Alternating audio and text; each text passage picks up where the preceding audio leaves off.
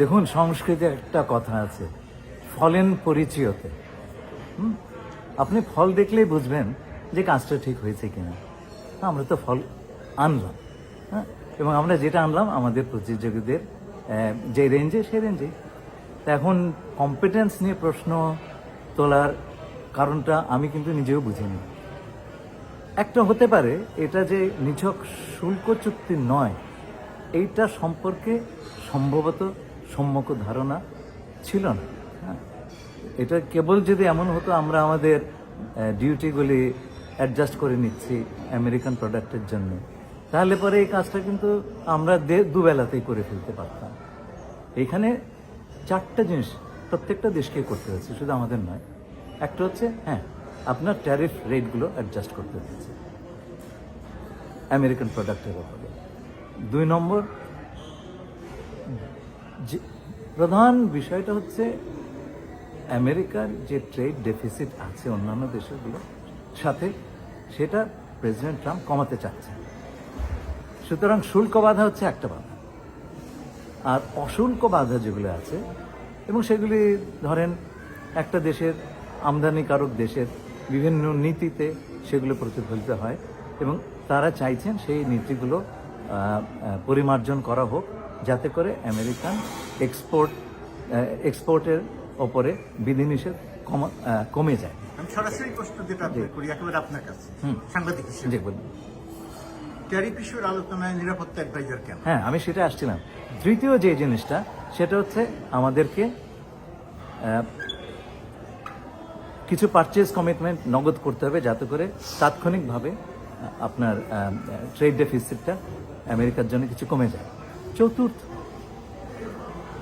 যে আইনে president Trump এই রেসিপ্রোকাল ট্যারিফটা দিয়েছেন, international economic emergency powers act, তাতে বলা আছে যে যদি রাষ্ট্রপতি মনে করেন যে আন্তর্জাতিক অর্থনৈতিক, কূটনৈতিক কিংবা জাতীয় নিরাপত্তা বিঘ্নিত হচ্ছে, এ ধরনের কারণে তিনি যদি আন্তর্জাতিক বাণিজ্যে বাধা, বিশেষ করে বিদেশি পণ্য আমেরিকার বাজারে প্রবেশের বিষয় উনি নিয়ন্ত্রণ করতে চান, তাহলে সেটা তিনি পারবেন। ওই আইনে কিন্তু ন্যাশনাল সিকিউরিটির কথাটা আছে। যারা শুরু থেকে এই বিষয়টি পর্যালোচনা করেছেন তারা জানতেন। তো সেই কারণে শুধু আমি নই, আমি যখন প্রথম ওয়াশিংটনে জুলাই মাসে আসি, কোরিয়ান ন্যাশনাল সিকিউরিটি অ্যাডভাইজার এখানে বসেছিলেন আমার মধ্যে। হ্যাঁ, সুতরাং কারণ আমরা চেয়েছি যাতে আমাদের তরফ থেকে আমরা যেটা চেয়েছি সেটা হচ্ছে যে আমরা যেন কোনো ভূরাজনৈতিক ফাঁদে পড়ে না যাই। হ্যাঁ, এবার সেই কারণেই আমরা সবসময় সচেতন থেকেছি, এই শুল্ক আলোচনার পাশাপাশি জাতীয় নিরাপত্তার বিষয়টা যেন আমরা যুক্তরাষ্ট্রের এই যে আলোচনা এবং এই যে ইস্যু, এই ইস্যুর সঙ্গে জাতীয় নিরাপত্তা বা সিকিউরিটি ইস্যুটা খুব গুরুত্ব দিয়েছিল, সেই কারণেই সিকিউরিটি অ্যাডভাইজার অন্তর্ভুক্ত হয়েছে। শুধু আমি নয়, সব দেশের। হ্যাঁ, সেই কারণেই অন্তর্ভুক্ত হয়েছে। এখন আরেকটা খুব পপুলার, এবং শুধু তাই নয়, আমি তো ধরেন জাতিসংঘের বাণিজ্য সংস্থা আংটারের কাজ করেছি 25 বছর। আন্তর্জাতিক বাণিজ্য আলোচনা, এটাই আমার কাজ ছিল। সুতরাং আমার সেই বিষয়ে আমার যে কম্পিটেন্স, সেটা মাননীয় প্রধান উপদেষ্টা জানেন, এবং সেই সাথে নিরাপত্তার বিষয়টাও যোগ হয়েছে। সুতরাং এই 3-4টা কম্পিটেন্স উনি দেখেছেন যে আমার রয়েছে, যে কারণে উনি আমাকে এই কাজটা করতে বলেছেন। মানে আপনার প্রায় 25 বছরের মতো ছোট্ট একটু অভিজ্ঞতা আছে। হ্যাঁ, সামান্য অভিজ্ঞতা আছে। লবিস্ট নিয়োগ করলেন না কেন? ব্যাপক সমালোচনা হয়েছে দেশে। শুনেন,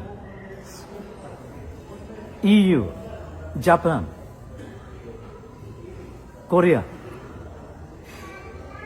মেক্সিকো, এদের সঙ্গে আমেরিকা বহু বছরের সম্পর্ক শুধু অর্থনৈতিক নয়, বাণিজ্যিক নয়, বিনিয়োগ নয়, সামরিক। তারাই খুব সহজে এগ্রিমেন্ট করতে পারেনি। কানাডা আজকেও করতে পারেনি, ভারতও করতে পারেনি।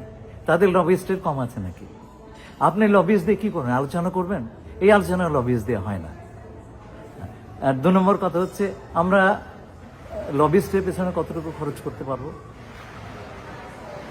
আলোচনা হবার পরে এটা প্রেসিডেন্ট ট্রাম্পের কাছে যায় এবং তিনি সেটাতে সম্মত হলে ট্যারিফ রেটগুলো অন্যান্য দেশগুলি পায়। অ্যাক্সেস থাকতে হবে আপনার হোয়াইট হাউসে। আমাদের কোনো লবিস্ট ফার্ম শেষ মুহূর্তে এসে নিয়োগ করলে সেই অ্যাক্সেস পাবে? হওয়ার তো কোনো কারণ নেই। আমাদের লবিস্টের কোনো প্রয়োজন ছিল না, এবং কেন ছিল না সেটা আপনাকে বলি। সেটা হচ্ছে যে আমরা আমাদের যে ভবিষ্যৎ পণ্য, আমেরিকান পণ্য ক্রয়, সেটা আমরা করতে চাচ্ছি এই দেশের কৃষি পণ্য, গম হোক, সেটা তুলা হোক, সয়াবিন হোক, হ্যাঁ। এবং এই যে আপনার কৃষির যে লবি, অত্যন্ত শক্তিশালী লবি ওয়াশিংটনে। দেখুন, আমি যখন আমাদের জন্য লবি করেছেন, হ্যাঁ, আমরা তাদের সঙ্গে অনেকবার বসেছি, আজকেও আমরা তাদের সঙ্গে বসবো, এবং তারা আমাদের জন্য বলেছেন, সব জায়গাতে বলেছেন। এর চাইতে শক্ত লবি আমরা পাই না, আমাদের নেই। ইনফ্যাক্ট ফেব্রুয়ারি মাসে যখন আমাকে মাননীয় প্রধান উপদেষ্টা এখানে পাঠালেন, তখন এই বিষয়টা আমাদের কিন্তু মনে ছিল। তখন রেসিপ্রোকাল ট্যারিফের ব্যাপারটা আসেনি। আমরা প্রথম দেশ যারা যুক্তরাষ্ট্র সরকারের কাছে এসে বলেছি যে আমরা নিজ থেকে ট্রেড ডেফিসিটটা কমিয়ে ফেলবো, এবং সেই ক্রেডিটটা কিন্তু আমরা এই পুরো আলোচনা কালে পেয়েছি। গতকালকেও তাদের ইউএসটিআর এর অ্যাসিস্ট্যান্ট ইউএসটিআর আমাকে সেই কথাটা বলেছেন। এখানে আমি আরেকটা প্রশ্ন করে রাখি, প্রশ্ন ঠিক নয়, বলে রাখি যে এই যে লবিস্টের প্রসঙ্গ যখন আসে, বাংলাদেশের জন্য তো আসলে আরো অনেকভাবে কাজ করেছে, অনেককে অনেকভাবে কাজে লাগানো হয়েছে, যেটা হয়তো আপনিও এখন আলোচনায় করতে গিয়ে বলবেন না বা বলা ঠিক হবে না, তাই তো? আমি বলছি তাহলে একটা খুব গুরুত্বপূর্ণ ভূমিকা পালন করেছেন মধ্যপ্রাচ্যের আমাদের একটি বন্ধু প্রতিম দেশ। শেষ আলোচনা রাউন্ড সেটা আসবার সময় আমি সেই দেশে 12 ঘন্টা কাটিয়েছি, এবং তারা সর্বোচ্চ পর্যায়ে আমাদের জন্য বলেছেন। এবং সেটা হয়তোবা আমরা যে আলোচনা সম্পূর্ণভাবে শেষ করার আগে একটা রেট পেয়ে গেলাম, সেইটা তাদের সেই বদান্যতাটা কাজে লেগেছে। অথবা এখানকার, অর্থাৎ যুক্তরাষ্ট্রের ওয়াশিংটনের একেবারে ভেতরেরও অনেকে আমাদের জন্য কাজ করেছে, ব্যক্তিগত সম্পর্ক, ডক্টর ইউনূসের সরকার, অনেক কারণে, যেগুলো হয়তো আমরা বলছি না বা আপনারা বলছেন না, বলা ঠিক হবে না, তাই তো? আমার বোঝাটা কি? আচ্ছা শুনুন, আপনি যখন মাননীয় প্রধান উপদেষ্টার কথাই বললেন, আমি এক্সপ্লিসিটলি বলতে চাচ্ছিলাম না, তবু বলি তবু বলি এইটুকু বলি, উনি এদেশে কংগ্রেশনাল মেডেল পেয়েছিলেন। এটা কিন্তু রিপাবলিকান এবং ডেমোক্রেট দুই দল মিলেই সর্বসম্মতিতে উনি পেয়েছিলেন। ওনার এই দেশে বন্ধু বান্ধব অভাব নাই। সুতরাং লবিস্টরা করবে কি ভাই? আপনি কত টাকা লবিস্টকে দিবেন? $1 মিলিয়ন? $1 মিলিয়ন লবিস্ট কোনো কাজ করবেন না। ওই লেখা আছে লবিস্ট ফার্মে, আমি তো আগে এই সমস্ত কাজ আগেও দেখেছি। ওই যে চুক্তি থাকে, সেই চুক্তি একটা ফুটনোট থাকে, সেখানে বলে যে এই আমরা যে টাকা নিলাম তাতে কাজ যে করব সেটার কিন্তু গ্যারান্টি নেই। তো এরকম লবিস্ট আপনি করবেন কি? এই প্রসঙ্গটার কি প্রসঙ্গ নিয়ে কি আপনার কিছু বলার দরকার আছে বা উচিত কিনা, যে এটা তো আর তেমন কোনো সাফল্য নাই, সব দেশের উপরেই ট্যারিফ আরোপ করা হয়েছিল, সব দেশেরই কমিয়ে দিয়েছে, বাংলাদেশেরও কমিয়ে দিয়েছে। এখানে আর বাংলাদেশ টিমের বা বাংলাদেশ দলের বা বাংলাদেশের সাকসেসের কি আছে? দেখুন, এখানে আমরা ক্রেডিট নিতে চাচ্ছি না, সে কারণে কিন্তু আমি আসিনি। আচ্ছা, এবং এই সরকারও 6 মাস 7 মাস 8 মাস আছি, আমরা চলে যাব। এখানে ক্রেডিট নেওয়ার কিছু নাই। আপনি লক্ষ্য করবেন আমাদের প্রতিযোগী যারা আছে, ইন্দোনেশিয়া, পাকিস্তান, শ্রীলঙ্কা, সবাই কিন্তু নেগোশিয়েট করেছে, ভিয়েতনাম, সবাই নেগোশিয়েট করেছে। নেগোশিয়েট না করলে আপনি রেট পেতেন না, আপনি 35-এ আটকে থাকতেন, এবং আজকে পর্যন্ত ভারত পায়নি সেটা। আচ্ছা, যেমন কানাডা আপনার নেগোসিয়েশন শেষ করতে পারেনি, তারও একটা বড় ট্যারিফের ধাক্কা খেয়েছে।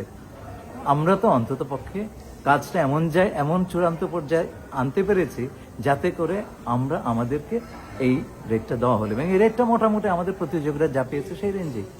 শেষ প্রশ্ন, গোপনীয়তার চুক্তি করে বাংলাদেশের মানুষকে অন্ধকারে রেখে দেশ বিক্রি করে দিয়ে আপনারা 20% শুল্কের জায়গাতে পৌঁছলেন, এই যে অভিযোগ, অনেক গুরুত্বপূর্ণ মানুষকেও আমি এরকম অভিযোগ করতে দেখি। বাংলাদেশের একজন মানুষ হিসেবে এটা খুব বড়ভাবে ধাক্কা খায় যে দেশ বিক্রি বা দেশের স্বার্থ পরিপন্থী, গোপনীয়তার চুক্তি, এটা কিছু বলবেন আপনি? কেন দেখুন, বললেন না? আমি কিন্তু খুব খুশি মানুষ এই প্রশ্নটা করছে, কারণ 15 বছর ধরে আমাদের দেশে আগের সরকার যে ধরনের চুক্তি করেছে, 5 টাকার জিনিস 50 টাকায় কিনেছে, এবং বিভিন্ন জায়গায় এখন আমরা দেখছি আমাদের জাতীয় স্বার্থ কিভাবে বিসর্জন দেওয়া হয়েছে।